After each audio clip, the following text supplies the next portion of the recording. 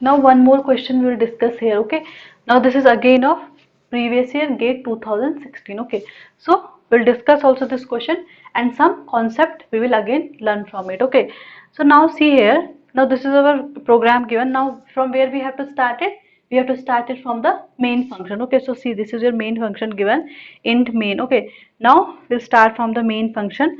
Now what we can see here, this is your one function given, that is main function, and one more function is given here, your count function is given. Okay, so this program consists of these two functions and we have to find out the output of the above program after executing it. Okay, so first of all we'll start our program from the main function. So this is your main function given. Fine, so we'll start our program from here.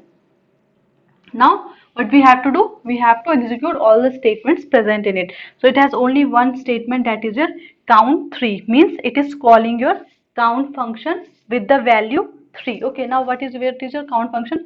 See, this is your count function defined here, and int n is there, means n we are passing a variable, we are passing the value 3 here. Okay, so see, int n means you have to so a integer variable should be passed to it. So a integer variable, that is 3, we are passing here. Okay, now see, when we will, now in the first statement only we are calling this function. Okay, so our first statement is, what is your first statement? Count 3. Okay, in the main function we have this one. Okay, now when we are this, we will move to this function and n value will be 3. Now we have to start, we have to execute this count function. Okay, now we have to execute this count3 function.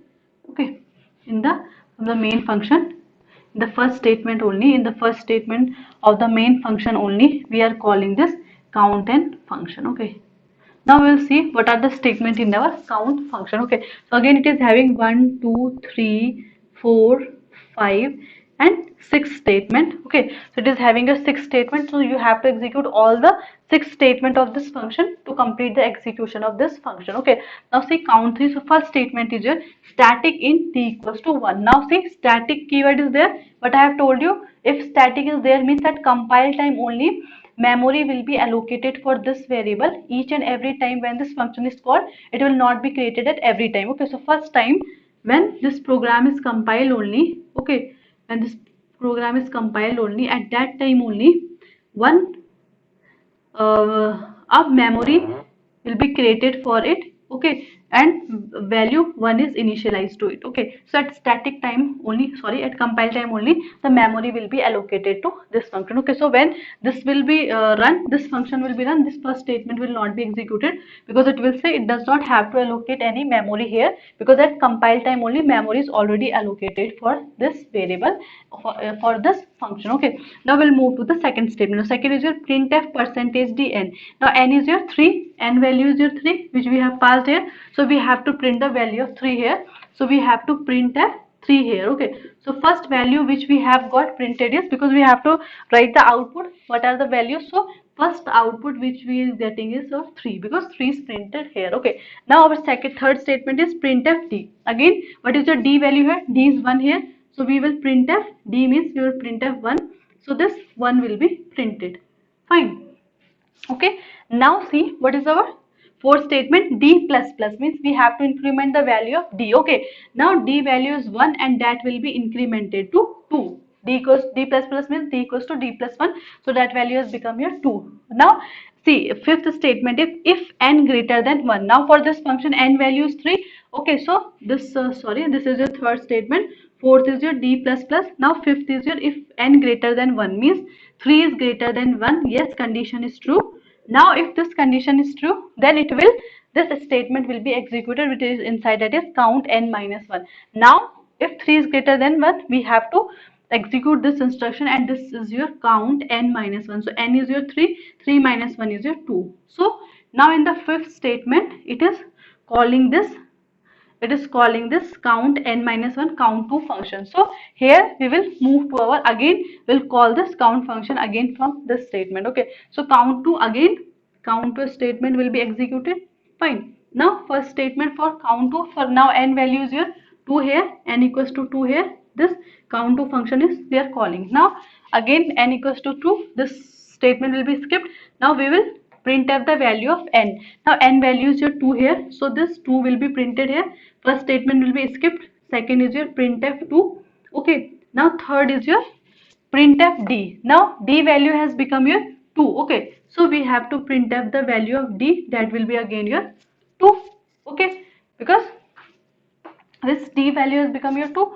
Okay, now see, again we'll increment this d by 1. Now fourth is your d plus plus, so d value, again the value will be incremented here only. Okay, because this is your static variable, so every time when this function is called, this memory will be not allocated to it.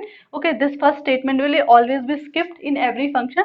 It will directly increment in the that place only, or that value only at compile time where it was created. Okay, so d plus plus, this value will become your 3. Now again, if n greater than 1, so fifth, now fourth statement is a d plus plus. Now fifth is your n greater than 1, so n is your 2. Yes, 2 is greater than 1. 2 is greater than 1, so again your, it will call your count n minus 1. Okay, now count n minus 1, so n is your 2, 2 minus 1 is your 1. Okay, now again this count 1 function will be called. Okay, now see here, again this, we will call this for n equals to 1, and again all the statement for this n equals to 1 will be executed. Fine. Now first statement is your static in d equals to 1, that will be skipped because this is static variable. So what it will say, memory is already created for it at the compile time only, so this will be our this only. This d will be our, for whole count function, this d value will be this only. Now second statement is your printf n value. Okay, so second is your printf n, means n value is your now 1, so 1 will be printed. Okay, and third is your printf d. Okay, now printf d means, what is your d value? Now d value has become your 3, so this 3 will be printed. Okay, so here up to where we have written 3 1 we have printed, after that 2, then again 1 2 has come here. Okay, 2, then with this 1 has come here, then this statement 3 has come here. Okay, these statements are executing one by one, so up to here printf 3 we have printed. Okay, now see our fourth statement. Again, what is the fourth statement? D plus plus. Okay, so we have to increment the value of d by 1, so this will become your 4. Okay, now see, fifth statement is your if n greater than 1. Now what is your n here? 1. So if 1 greater than 1, so this condition is false. Okay, when this condition is false, so what it will do, it will not execute this statement count n minus 1. Okay, this statement will not be executed, it will directly move to 6 because this condition is false. So it will not execute this statement, it will print the 6, it will execute the 6th statement. Now 6th statement is your printf percentage d. Now we have to print the value of d again. Okay, so fourth is your, skip, fifth is your printf d, so printf d, and now d value is your 4. Okay, so 4 will be printed, so now from here 4 is printed. Okay, now see all the statement, six statement we have executed. Now for this count 1, this was for count 1, so this for count 1 function all the statements are executed, means this count function is completed, executed.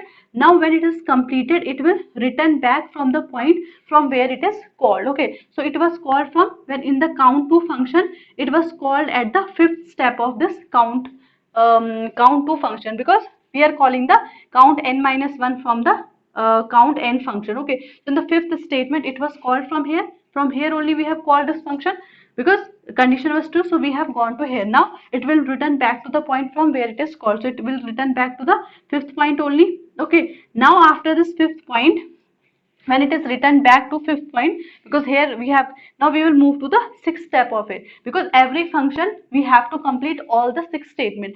Now when it has this whole function is completed, means this 5th statement of this count n equals to 2 is completed. Okay, because in the 5th statement only we have moved here, we have called this function. So when this is completed, the 5th statement of this is completed, now we will move to the 6th statement of this count n equals to 2. Now again 6th statement for this is again printf percentage d value. Now d value is your 4 only, because for whole the function d value is your same. So again we will printf d means 4. Okay, now again this 4 is printed. Fine. Now see, now for this count 2, this count 2 function is completed. Now this count 2 was called from this count 3 function from its 5th statement. Now when this is completed, means its 5th statement is completed, because this was called from here only and then it had gone here. Now it will return back. Now when it will return back to the same point, now for this also sixth statement of this will be executed. So this sixth statement is again printf d value. So printf d means again d is your 4. So 4 will be printed here. So this value will come here 4. Now see this count3 function, all the 6 statements are completed. Okay, now the count3 all the 6 statement is completed means this count function is your completed. All the statements are completed means this count3 function is completed. Now for this main function, this first statement is completed because this was calling count3 function and only, and count3 function all the steps are completed. Now we'll see no more statement is there means this main function is completed, means we have executed all the instruction and our program is completed. Okay, and we have got the output 31221344, that is 31221344. So our answer will be this one. Okay, so what was the important thing here? Okay, the mistake which some people will make here, what they will do, that they will complete the functions. Okay, they will call all the functions, but the sixth point they will not again return back to the same point and will not print this statement. Some can do this mistake also, because they will say okay, this is condition is false, then they will return back, and they will return back and they will not implement the sixth statement. But we have to implement all the instruction of a function to complete execution of that function. Okay, so this was the important point, and when we are returning back, you have to again implement, or we have to again execute the sixth statement which is present after that one. Okay, so in this way you have to recursively